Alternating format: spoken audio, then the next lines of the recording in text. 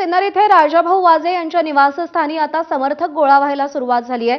राजाभाऊंना मोठ्या प्रमाणात ऑफर आल्या, मात्र त्यांनी सगळ्या ऑफर नाकारल्या असा दावा समर्थकांनी केलाय आणि त्यामुळे नैतिकतेच्या आधारे वाजे कुटुंबाचं राजकारण आहे असं त्यांचं समर्थक म्हणतात।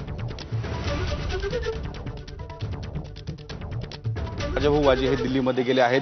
ऑपरेशन टायगरची चर्चा सुरू झालेली आहे। काय वाटतं राजाभाऊ वाजे नेमका काय निर्णय घेतील? आता निर्णय सगळ्यांना माहिती आहे। साहेबांकडे भाऊ त्या दिवशी जाऊन पण आले मीटिंगला आणि आमचे भाऊ समाजसेवक आहे, पहिल्यापासून समाजसेवेचं काम केलंय।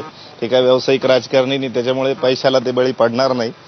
ते उद्धव साहेबांसोबतच राहिलेले आणि इथून पुढे पण त्यांच्यासोबतच राहतील। राजाभाऊंनी पहिल्यापासून एकच सांगितलं का मी कधीही उद्धव साहेबांना सोडून कधीच बाहेर जाऊ शकत नाही, एवढीच त्यांची पहिल्यापासून प्रतिक्रिया होती।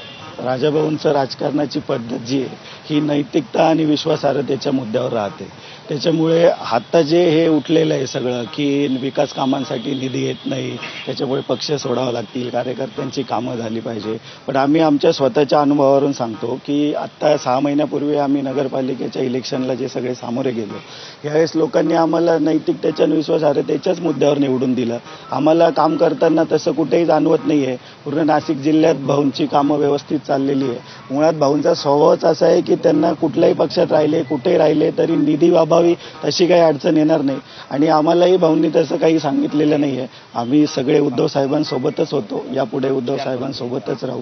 पक्षाबरोबर आहे, प्रामाणिकता हा त्यांचा आहे, स्वभाव आहे आणि प्रामाणिकता ही त्यांची ओळख आहे।